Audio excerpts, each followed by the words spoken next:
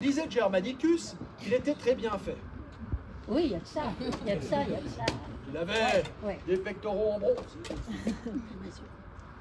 des abdominaux en airain. Une tablette. Bon, les jambes, il était un peu grêle. C'est ce qu'on peut.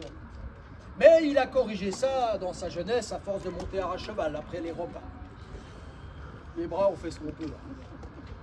Bref, ce grand combattant, menant ses troupes par l'épée, eh bien, a fini par vaincre les barbares. Oui, jeune fille, oui, madame. À force de combat, après 2 ans de campagne en Germanie, vous êtes allé déjà en Germanie, monsieur? C'est ce que c'est la Germanie? C'est d'abord des Germains qui aiment boire de la bière et taper sur les autres. Mais pas seulement. C'est des marécages, des bois froids, brumeux, toujours humides. Rien à voir avec ce climat méditerranéen. Non, rien à voir. Il est resté 2 ans dans la boue, dans la fange, pour mater ces barbares rebelles, pour leur imposer les aigles de Rome. Et ce fut fait. Mais pour ceux qui connaissent l'histoire, alors qu'il avait 30 ans à ce moment-là, voilà qu'un messager arrive dans le camp du général au milieu des légions. Une grave nouvelle est apportée venant de Rome. Le grand empereur Auguste a quitté ce monde et a rejoint les bandes de ses ancêtres. Il est mort. Il fallait un héritier. Les légionnaires, aussitôt, lorsqu'ils ont appris la nouvelle, ils ont dit « Mais nous avons déjà notre empereur, nous, légionnaires, des 8 légions de Germanie, de l'armée de l'Est, nous allons choisir Caius Iulius Germanicus, notre général. » Seulement voilà, Auguste, il avait déjà un héritier. Vous savez, chez les Romains, c'est pas comme chez les rois barbares. Monsieur, vous êtes roi? Là, ça viendra peut-être, allez savoir. Voilà, peut-être. Bon, c'est votre héritière? Voilà. Eh bien, écoutez, votre héritier... Ah, pardon. Si c'est votre héritier, alors, chez les Germains, il héritera de votre royaume. Chez les Romains, c'est pas pareil. Nous avons aboli la royauté, je vous rappelle. Et à la place, nous avons instauré la République. Mais Auguste, il était malin. Il se disait, bon d'accord, ça ne peut pas être mon fils, mes petits-fils d'ailleurs, qui sont morts entre-temps. Mais il faut quand même que le pouvoir reste au milieu de notre famille. C'est mieux, madame. Un peu comme aujourd'hui, hein, c'est une grande famille, hein, ceux qui nous gouvernent. Hein. C'est bon, creuser un petit peu. Alors oui, il s'est dit, bon, eh bien ce sera Tibère. C'est un Julio-Claudien cousin qui régnera à ma place. Je vais donc l'adopter comme fils adoptif et ce sera lui le nouvel empereur.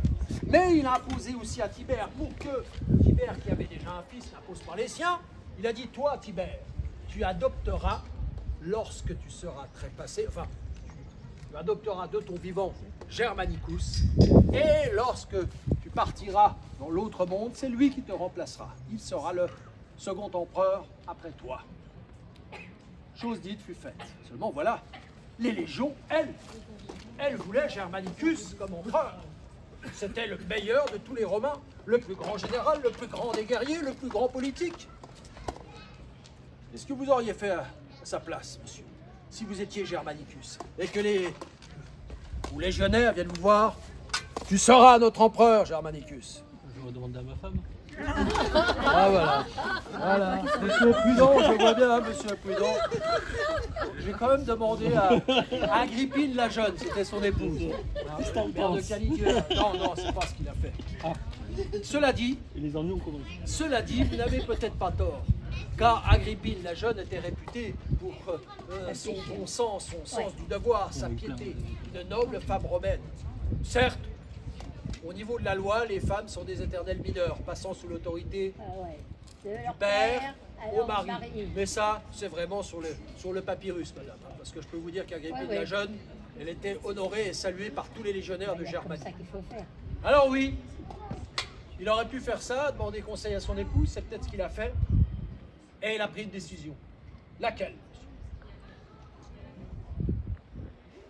je reste où je suis. Je ne sais pas, je veux pas me risquer. Ah, vous êtes un malin. Bon, eh bien écoutez, moi je vais vous dire ce qu'il a fait. Et alors? Il a dit, votre choix m'honore.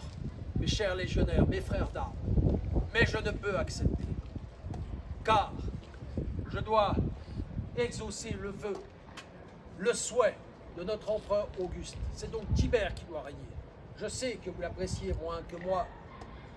Oui, il le savait que Tibère était beaucoup moins efficace, beaucoup moins compétent sur le champ de bataille. Il était, disait-on d'ailleurs, certains trop secrets, trop avide de garder ce qu'il savait en termes de politique. Alors, Germanicus a dit non, je ne serai pas l'empereur. Vous savez ce qu'ont fait ces soldats? Ils ont dit, tu ne veux pas être notre empereur? Tu ne veux pas être notre empereur? Voilà ce qui s'est passé, messieurs, dames. Exactement. Imaginez, ils sont même jusqu'allés à menacer l'épouse de Germanicus et son fils Caligula, le futur Caligula, en disant, si tu ne veux pas devenir notre empereur, alors tu ne quitteras pas ce camp. Parce qu'en plus, l'Empire ne nous a pas payé notre solde depuis trop longtemps. Nous n'avons plus rien à pouvoir acheter, et même à manger, regarde. Beaucoup étaient édentés, c'est comme ça qu'on reconnaissait les bons légionnaires. Un bon légionnaire qui avait participé à multiples campagnes n'avait plus de dents, monsieur. Comme ça, pas de dentiste. Alors, Germanicus a dit, arrêtez, attendez, ne faites pas de mal ni à mon fils, ni à mon épouse. Je vais, à mes frais, régler tout ce que l'Empire vous doit. Et c'est ce qu'il a fait. Et effectivement, l'empereur, le nouvel empereur, a été couronné, et ce fut Tibère, héritier d'Auguste, qui ainsi s'est assis sur le trône de l'Empire. Mais la gloire de Germanicus était devenue grande, non seulement dans le nord, en Gaule, en Germanie, en Italie, mais aussi en Asie mineure. D'ailleurs, Tibère, apprenant cette nouvelle de cette rébellion de ces légionnaires, et puis du choix honorable de Germanicus, s'est dit celui-ci, il faut que je m'en méfie. Oui, il est loyal pour l'instant. Oui, il est loyal à l'empereur et à l'Empire. Mais si demain, son ambition venant encore à grandir, il le poussait peut-être à me détrôner et à prendre ma place sur le trône de l'Empire, non, il faut que ça cesse. Il devient trop influent en Germanie, là-bas, avec ses 8 légions. Qu'est-ce que vous auriez fait, monsieur, à sa place? Exilé. Alors, la crucifixion. Hein, alors, l'autre, il sert l'Empire, vous voyez, il se dévoue corps et âme, et en plus, il reste loyal et il serait crucifié. Vous êtes un tyran, monsieur. Heureusement que vous n'êtes pas au pouvoir. Non. Bon, d'autres suggestions? On l'exile. Ah, les femmes, ah, vous voyez, ça, c'est le bon sens féminin. Et vous, monsieur, qu'est-ce que vous auriez fait? Il va la copier, vous allez voir. En guerre contre les Parthes. Ah, je vois que monsieur connaît son histoire. Eh bien, effectivement, là-bas, en Orient, la menace grondait de plus en plus. Oui, les Parthes, ces farouches cavaliers bardés de fer, d'écailles, forçaient les frontières de l'Empire. Oui, ces Parthes, il fallait les calmer. D'autant plus que d'autres populations, en Asie mineure, en Arménie, Cappadoce, devenaient de plus en plus turbulentes.